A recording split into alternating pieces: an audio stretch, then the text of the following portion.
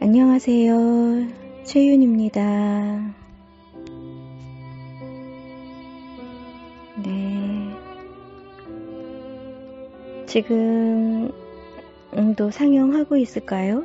그 남한산성? 남한산성은 김훈 작가의 원작이죠.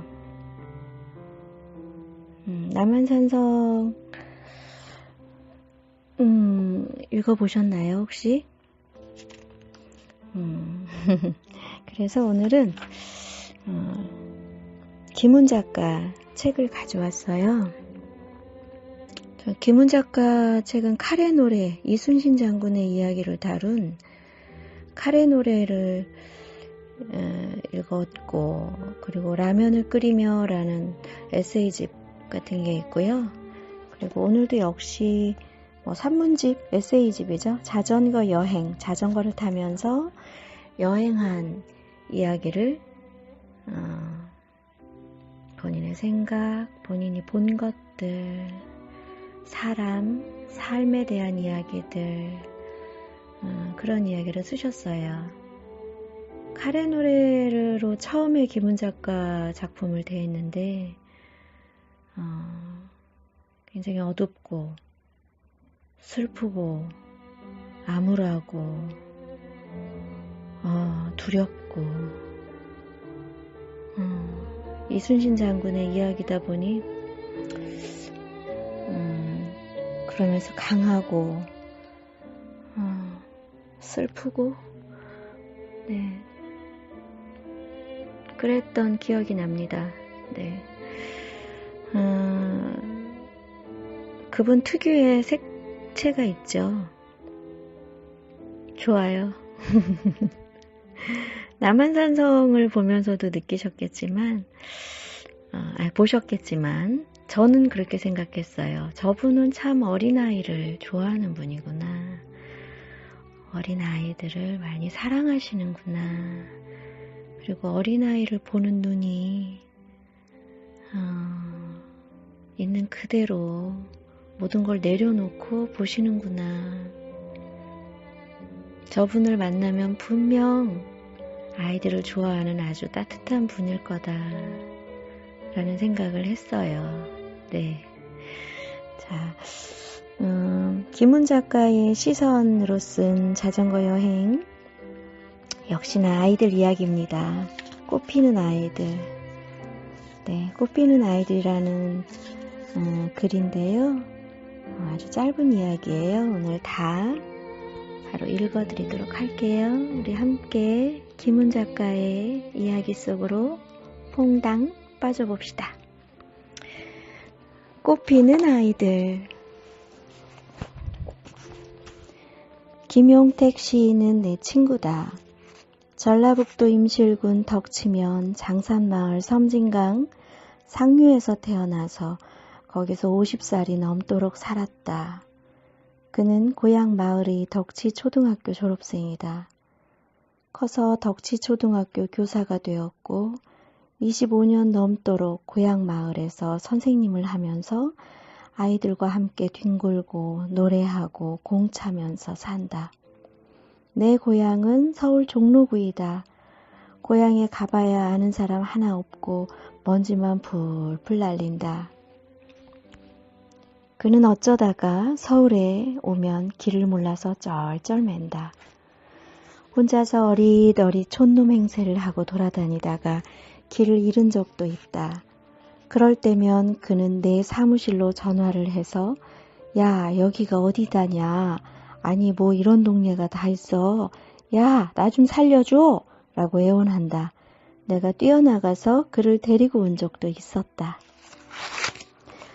그가 서울을 흉보면 나는 고향인 서울이 다시요. 잠깐 꼬였어요. 그가 서울을 흉보면 서울이 고향인 나는 속상하다. 나는 내 친구의 고향 마을을 사랑하는데 내 친구는 왜 내 고향을 흉보냐. 나는 억울하지만 그래도 내 친구의 고향이 좋다. 나는 그가 살고 있는 임실군 덕치면 마암면의 산골마을, 강가마을에 자주 놀러갔다. 그래서 그 동네 아이들이며 동네 개들도 다 사귀었다. 마암마을의 누런 개들은 내가 마을 어귀에 들어서면 다들 뛰어나와서 내 주위에서 길길이 뛰면서 좋아라 한다. 흑발로 나한테 뛰어오르고 내 손을 핥아먹고 난리들이다. 한 놈을 쓰다듬어주면 다른 놈이 또 대가리를 들이민다. 마암분교 아이들 머리 뒤통수 가마에서는 햇볕 냄새가 난다. 흙향기도 난다. 아이들은 햇볕 속에서 놀고 햇볕 속에서 자란다. 이 아이들을 끌어안아 보면 아이들의 팔다리에 힘이 가득 차 있고 아이들의 머리카락 속에서는 고소하고 비릿한 냄새가 난다. 이 아이들은 억지로 키우는 아이들이 아니다. 이 아이들은 저절로 자라는 아이들이다. 아이들은 나무와 꽃과 계절과 함께 저절로 큰다. 아침마다 아이들은 6학년, 5학년을 앞세우고 제잘거리면서 산길을 걸어서 학교로 온다. 학교로 오는 아이들의 손에는 커다란 양동이가 하나씩 들려있다. 아이들은 점심때 밥 먹고 남은 찌꺼기를 이 양동이에 담아서 집으로 가져간다. 집집마다 돼지와 개들이 이 아이들이 가져오는 밥을 기다리고 있다. 등교하는 아이들의 손에서 노란 양동이들이 아침 햇살에 빛난다. 그 양동이에서 빛나는 아침 햇살은 눈부시게 아름다웠다. 아이들은 책에서 배우기보다는 삶으로부터 직접 배운다. 점심시간에 식당에 모여 밥을 먹는 이 아이들의 모습을 꼼꼼히 들여다보는 이 일은 나의 지극한 기쁨이었다. 밥을 실은 자동차는 낮 11시 50분에 분교 운동장에 도착한다. 본교에서 온다. 자동차 안에는 밥통과 국통과 반찬통이 실려 있다. 밥차가 도착하면 6학년 아이들이 달려나가 밥통을 운반한다. 1학년, 2학년, 3학년 아이들은 식당에 가서 줄을 서 있다. 6학년들이 밥통을 식당으로 운반하면 5학년들이 밥을 퍼준다. 1, 2, 3학년들은 식판을 들고 5학년 앞에서 차례를 기다린다. 선생님 먼저 드리고 아우들에게 밥을 퍼주고 반찬을 덜어준다. 1, 2, 3학년들이 밥 먹을 때 장난치면 5, 6학년한테 혼난다. 5학년들은 다 먹은 아이들에게 밥을 더 떠준다. 다 먹고 나면 6학년들이 앞치마를 두르고 개수대에서 설거지를 한다. 다 먹은 아이들은 먹다 남은 밥찌꺼기를 통에 붓고 나서 빈 식판을 6학년한테 내민다. 선생님이 개수대에 더운 물을 부어준다. 6학년들이 식판을 씻어내면 4학년들이 식판을 모아서 챙겨놓는다. 6학년들은 설거지를 마치고 모아놓은 밥찌꺼기를 다시 아이들이 양동이에 나누어 준다. 이것은 돼지밥이나 개밥이다. 그렇게 해서 점심이 끝나면 6학년들은 밥통, 국통, 반찬통을 씻어서 자동차에 실어서 본교로 돌려보낸다. 삶의 질서는 이처럼 아름답고 자연스럽다. 저절로 되어지는 속에서 아이들은 배운다. 가르쳐서 배우는 것이 아니라 살아가면서 배운다. 삶이 곧 교육이 되는 학교는 얼마나 아름다운가. 진리는 공부가 파해서 집으로 돌아가는 아이들이 나르는 돼지 밥통 속에 들어있는 것처럼 보였다. 진리는 추상화된 교훈 속에 있는 것이 아니었다. 돼지 밥통을 들고 집으로 가는 아이들의 뒤를 따라가면서 아이들이 제잘거리는 소리를 들었다. 우리 집 돼지는 요즘 통 먹지를 않아서 걱정이다. 야, 무슨 돼지가 그래? 안 먹는 돼지도 다 있냐? 그러게 말이야. 병원에 가봐야 하나? 아니야, 돼지가 무슨 병원에 가니? 아이들은 그런 얘기를 하면서 집으로 돌아갔다. 김용택 시인은 마암분교로 오기 전에는 덕치 초등학교에서 근무했다. 덕치 초등학교 운동장에는 온 동네의 개들이 다 모여서 이리 뛰고 저리 뛰고 놀았다. 이 개들은 아침에 아이들을 따라서 학교에 온 개들이다. 개들은 아이들이 공부하는 교실 안을 기웃거렸다. 개들은 교실 창가에 턱을 고이고 입을 벌려서 노래를 합창하는 아이들을 구경하고 있었다. 학교가 파해서 아이들이 집으로 돌아갈 때 개들은 아이들을 따라서 집으로 간다. 덕지초등학교는 여러 산골에서 오는 아이들이 모인다. 한 마을에서 서너 명씩 줄을 서서 학교로 온다. 겨울에는 얼어붙은 냇물이나 눈길을 걸어서 온다.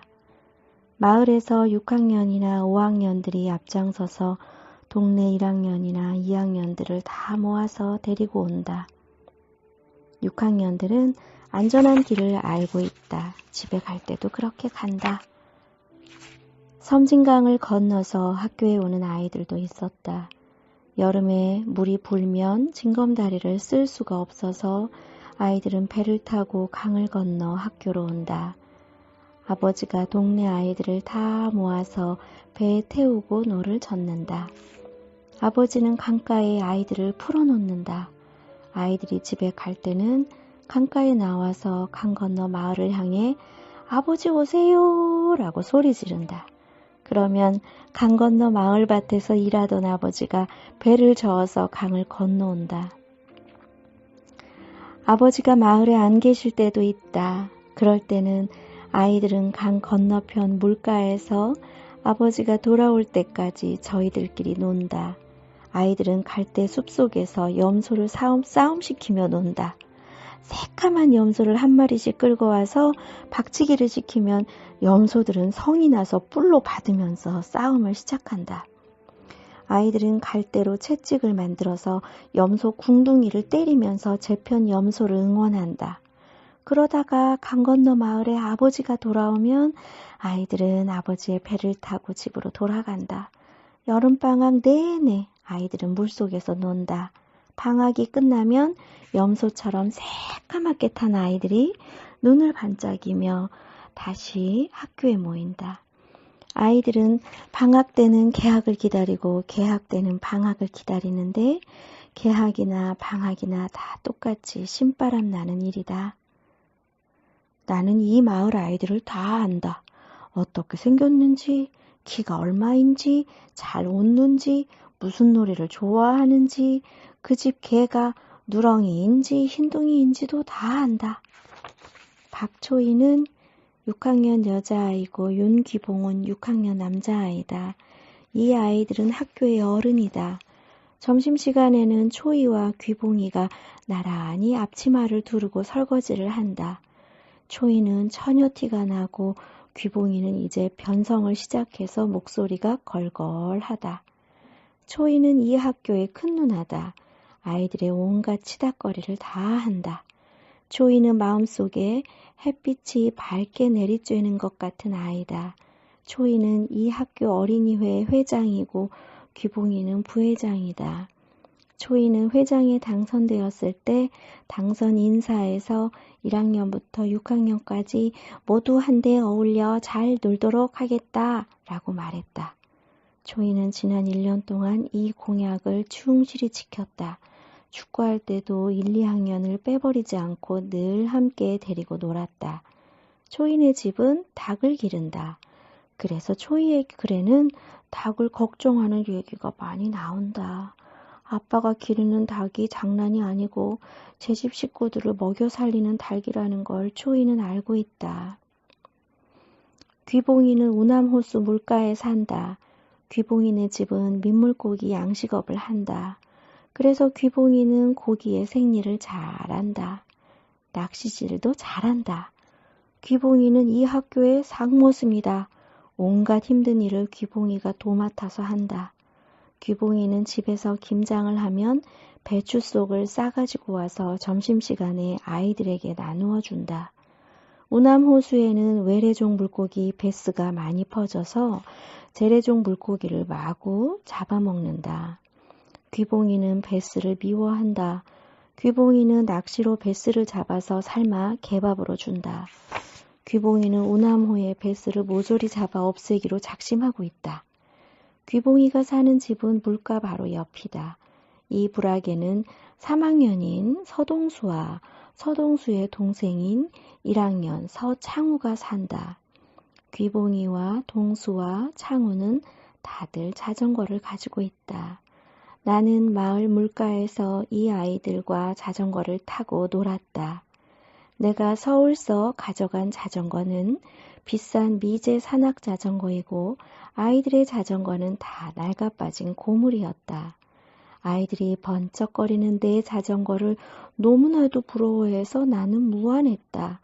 그래서 한 번씩 내 자전거를 타보라고 했다. 아이들은 먼저 타겠다고 서로 다투었다. 나는 학년이 낮은 순서대로 타라고 했다. 그래서 1학년인 창우가 먼저 탔다. 창우는 아직 키가 작아서 발바닥이 내 자전거 페달에 닿지 않았다. 나는 안장을 낮추어 주었다. 창우는 자전거에 올라타고 물가를 따라 내려갔다가 30분이 지나도 돌아오지 않았다. 귀봉이와 동수는 약이 올라서 씩씩거렸다. 아이들은 간단한 자전거 수리 정도는 제 손으로 해냈다. 체인이 빠지면 나무 토막을 지렛대처럼 끼워서 체인을 다시 걸었다. 나는 이 아이들과 자전거를 타고 저녁 무렵에 우남호수를 한 바퀴 돌았다. 우리들의 그림자가 길게 물 위로 늘어졌다. 김인수는 3학년이다. 인수네 집은 여우치 마을 산속이다. 인수네는 무척 가난해 보였다. 인수네는 집이 없고 땅도 없고 가축도 없다. 인수네 아버지는 남의 땅에서 일해주고 품삯을 받아서 산다. 집이 없어서 사람들이 버린 빈집을 이 집 저 집 옮겨다니며 산다. 인수네 아버지는 폐결핵을 앓고 있다. 마을 보건소에서 약을 받아오는데 인수가 약 심부름 갈 때도 있다. 지금 인수가 사는 집 마당에는 살구나무가 있고 무너진 처마 밑에는 제비집도 있다. 봄이 오면 살구나무에 꽃이 피고 제비들이 돌아올 것이다. 인수는 할머니 품에서 자랐다. 인수네 할머니는 작년에 돌아가셨다. 인수는 많이 울었다. 우리 할머니가 돌아가셨다. 내 마음은 슬프다. 나는 정말로 슬프다. 라고 인수는 그날 일기에 썼다. 인수는 할머니가 돌아가신 뒤 좀 시무룩한 아이가 되었다. 점심시간에도 혼자서 밥을 먹는다. 인수는 동시짓기를 좋아한다. 인수의 글솜씨는 김용택 시인도 인정한다. 나보다 인수가 훨씬 월등해 보인다. 라고 그는 말했다. 인수의 일기장은 새, 꽃, 안개, 구름, 아침, 고추, 옥수수, 나무, 나비 같은 것들로 가득하다. 인수는 자라서 시인이 되려나 보다. 그런데 인수한테 물어보니까 그게 아니었다. 인수는 자라서 형사가 되겠다고 말했다. 왜 하필 형사냐? 라고 내가 묻자 형사가 되어서 나쁜 놈들을 다 잡아 가두겠다. 라고 인수는 대답했다. 이 세상에는 명백한 악이 존재한다는 운명적 사실을 어린 인수는 알고 있었다. 나는 인수가 세상의 악을 알아가는 마음의 과정들을 생각하면서 속으로 울었다. 왜 땅이 없고 집도 없느냐라고 인수 아버지한테 물었다. 인수 아버지는 본디 없었다 라고 대답했다. 나는 또 한 번 속으로 울었다. 누구나 본래 아무것도 없는 것이다. 그러니 삶은 얼마나 더 가난해지고 얼마나 더 경건해야 오를 것인가. 인순의 할머니는 작년에 돌아가셨고 3학년인 은민의 할머니도 작년에 돌아가셨다. 6학년인 초인의 할머니도 그 무렵에 돌아가셨다. 할머니가 돌아가신 아이들끼리 노는 시간에 양지에 모여서 할머니 이야기를 하다가 할머니 화장실에 가서 함께 운다. 집에 돌아가도 할머니가 안 계신다는 사실을 아이들은 받아들일 수가 없다. 은미는 할머니를 너무나 좋아했다. 할머니가 돌아가시고 나서 은미는 한동안 넋이 빠진 아이처럼 되었다. 학교에서도 친구들과 어울리지 않았고 늘 혼자서 쪼그리고 앉아서 울었다. 김용택이 안아주고 달래주었지만 은미는 마음을 돌리지 않았다. 은민의 할머니 무덤은 학교 가는 길 산비탈에 있다. 학교에서 짓궂은 남자아이들이 은미를 지붕거리고 귀찮게 굴면 은미는 집으로 돌아가는 길에 할머니 무덤에 들러서 그 못된 녀석들의 소행을 다 할머니한테 일러바치고 막 운다. 요즘엔 은미의 마음이 좀 열렸다. 슬픔이 다소 누그러졌는지 친구들하고 잘 놀고 아이들도 이제는 은미를 지붕거리지 않는다. 은미는 그동안 정말로 고생이 많았다. 서창우와 김다희는 둘 다 1학년이다. 창우는 남자고 다희는 여자아이다. 두 녀석은 언제나 꼭 붙어 다니고 노는 시간에는 끌어안고 볼을 비빈다. 이 다음에 결혼하기로 맹세한 어린아이 커플이다. 학교 아이들은 모두 두 녀석이 결혼하는 걸로 알고 있다. 6학년 초이는 다희네 집 담벼락에 얼라리 꼴라리라고 낙서를 해놓았다. 교실 뒤 우리들 차지 난에도 얼라리 꼴라리 다희랑 창우랑 이라고 아이들이 낙서를 해놓았다. 그러나 다희와 창우는 아랑곳하지 않고 붙어 다닌다. 창우는 원래 이 마을 토박이 아이고 다희는 1년 전에 이 마을로 이사온 도해지 아이다. 다희네 아버지가 IMF로 사업이 기울어져서 이 마을로 들어왔다. 이 마을은 다희네 아버지 김병훈 씨의 고향이다. 다희네 아버지는 밤에는 마을 파충소에서 공공근로 방범대원으로 일하고 낮에는 공사판에서 일한다.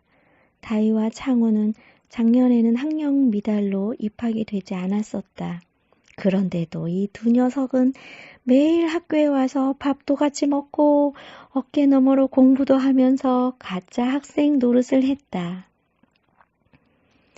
다희와 창우는 첫눈에 서로 끌렸다. 만나자마자 친해져서 늘 끌어안고 다닌다. 가짜 학생 시절의 인연을 맺은 것이다. 이 가짜 학생들이 1학년이 지나자 진짜 학생이 되었다. 김용택 시인은 공부 시간에도 늘 두 녀석을 나란히 앉혀놓고 가르친다. 다른 남자아이들이 다희를 지붕거리면 1학년인 창우는 3학년이고 4학년이고 가리지 않고 막 울면서 덤벼든다. 그래서 이 학교 남자아이들은 더 이상 다희한테 지붕거리지 않는다. 다희를 창우의 짝으로 아예 내어준 것이다. 부모들도 이걸 다 안다. 다희네 집에 찾아가서 다희네 엄마 김춘자 씨한테 이 녀석들을 결혼시킬 작정이냐라고 물었더니 다희네 엄마는 하하하 웃었다. 마음분교 이야기는 한도 없고 끝도 없다. 전교생 17명인 이 작은 학교에서는 매일매일의 생활 속에서 매일매일의 새로운 이야기들이 샘솟아오른다. 날마다 새로운 날에 새로운 이야기거리가 있다. 삶 속에서 끝없는 이야기가 생겨난다. 이 얼마나 아름답고 신나는 일인가. 봄에는 봄의 이야기가 있고 아침에는 아침의 이야기가 있다. 없는 것이 없이 모조리 다 있다. 사랑이 있고 죽음이 있고 가난과 슬픔이 있고 희망과 그리움이 있다. 세상의 악을 이해해 가는 어린 영혼의 고뇌가 있고 세상을 향해 뻗어가는 성장의 설렘이 있다. 여기가 바로 세상이고 삶의 현장이며 삶과 배움이 어우러지는 터전이다. 자라나는 일이 배우는 일이다.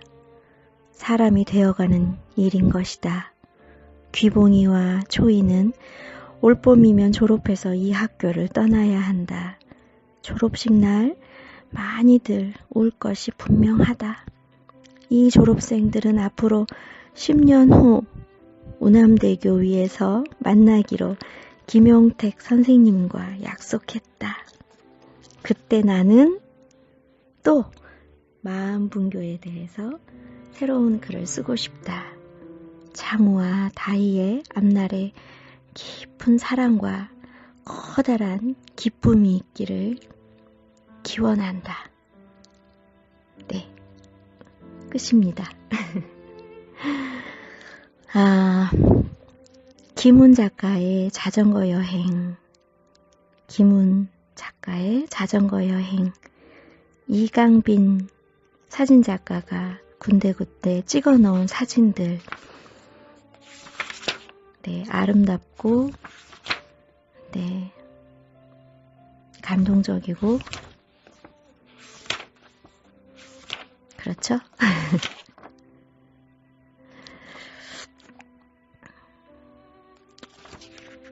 지난번에 사실 이걸 한번 제가 녹음을 했었는데 너무 울었답니다.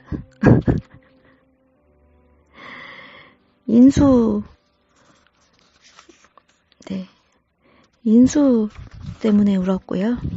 네, 은미 때문에 울었어요.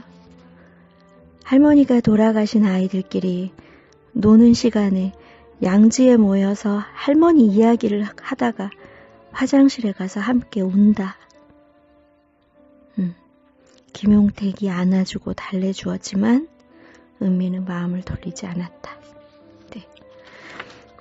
인수도,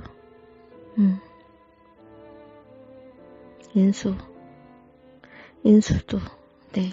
인수가 저를 많이 울게 했고요. 인수의 상황이나 은미의 상황, 네. 이 아이들 많이 울게 했어요, 저를. 그래서 너무 울어서